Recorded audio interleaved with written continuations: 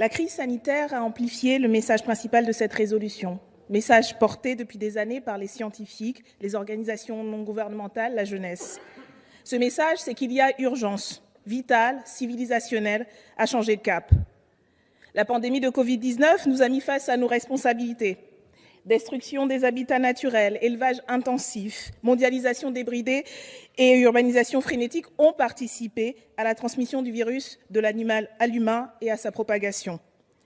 Cette crise a remis en lumière des inégalités qu'elle a encore exacerbées. Tout le modèle néolibéral est mis en cause.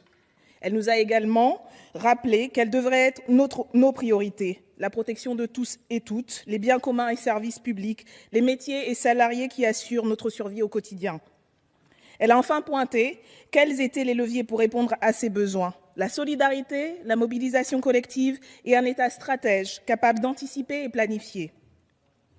Aujourd'hui, il est beaucoup question du monde d'après qui devrait voir le jour une fois l'épreuve surmontée. À la France insoumise, nous pensons que ce monde d'après, c'est dès maintenant qu'il se construit. Il ne doit pas y avoir de retour à la normale, car c'est la normalité qui est précisément le problème. La question est donc, dans quelle direction souhaitons-nous orienter la société? Le gouvernement parle de relance, nous disons bifurcation.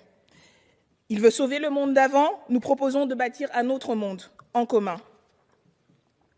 L'accélération du changement climatique est documentée depuis plus d'un demi-siècle, mais aucune politique d'ampleur n'a jamais encore été engagée pour y faire face. Le projet de pacte vert, Green Deal de la Commission européenne, était déjà insuffisant avant la crise. Il est désormais obsolète. Nous proposons un chemin pour répondre à l'urgence et construire sur le long terme une société plus résiliente et solidaire. Cela va nécessiter un changement complet de paradigme et une restructuration de fond en comble des économies. Des évolutions de cet ordre ont déjà eu lieu, notamment après la Seconde Guerre mondiale en Europe, sous la houlette d'États dont la puissance publique était et reste encore aujourd'hui seule capable à donner cohérence et de mettre en œuvre les transformations nécessaires. Ainsi, la planification, qui a été décisive pour reconstruire un pays en ruine, peut et doit être utilisée pour le faire bifurquer dans le sens de la soutenabilité écologique et de la justice sociale. Pour voir clair et loin, nous avons besoin de nouveaux outils statistiques qui intègrent à tous les niveaux les impacts environnementaux, permettent de préparer les mutations structurelles et de s'inscrire dans les trajectoires longues. Ainsi, nous pourrons désinvestir dans les énergies fossiles et nucléaires et investir massivement dans les énergies renouvelables. Objectif, décarboner totalement l'économie d'ici 10 ans. Il s'agit de transformer nos modes de production, diminuer nos niveaux de consommation des ressources naturelles, organiser la sobriété et l'efficacité énergétique, développer des usages plus soutenables et restaurer et préserver les écosystèmes. Sortons du productivisme qui mène à l'épuisement des sols, comme les agriculteurs et agricultrices.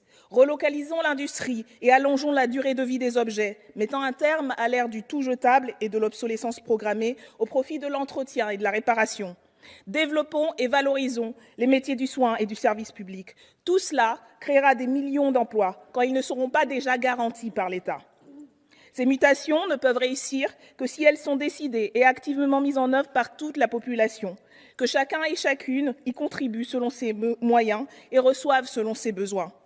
Car rappelons-le, nous ne sommes pas égales et égaux face à la catastrophe, en termes de responsabilité ou de conséquences.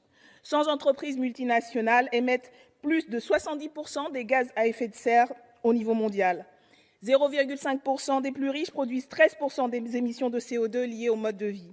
Et les pays les plus pauvres ont le moins d'impact écologique négatif quand ils les subissent le plus durement. Démocratie, justice sociale et justice environnementale sont liées. Au-delà de cette Assemblée, cette résolution s'adresse à Greta Thunberg, Ridhima Pandey, Autumn Pelletier, Léa Namuguerwa, Marie Copny et les jeunes en grève pour le climat partout dans le monde. Aux familles des sans-terre qui se battent pour développer une agriculture écologique au Brésil, comme aux gilets jaunes qui se sont révoltés en France contre les fins du mois impossibles. Aux habitants et habitantes de Flint, empoisonnés par l'eau, comme à celles et ceux des Antilles, contaminés au chlordécone. Aux salariés menacés de licenciement alors que leurs entreprises vont bénéficier de milliards d'argent public en France, comme aux ouvriers et ouvrières du Bangladesh qui perdent leur vie dans les ateliers de misère et aux enfants exploités dans les mines du Congo pour enrichir les géants du numérique. À toutes celles et ceux qui luttent chaque jour pour un monde plus vivable, respirable et juste. Nous ne promettons pas une révolution tranquille, nous esquissons quelques points de repère d'un immense défi collectif à relever. Nous aspirons non à la recherche du profit maximum, mais à la préservation de l'écosystème qui rend la vie humaine possible et à la construction d'un monde qui la rend belle et digne d'être vécue. Pour retrouver le goût du bonheur et que viennent les jours heureux, Mesdames et Messieurs les députés, nous vous appelons à voter pour cette résolution. Merci Madame Obono.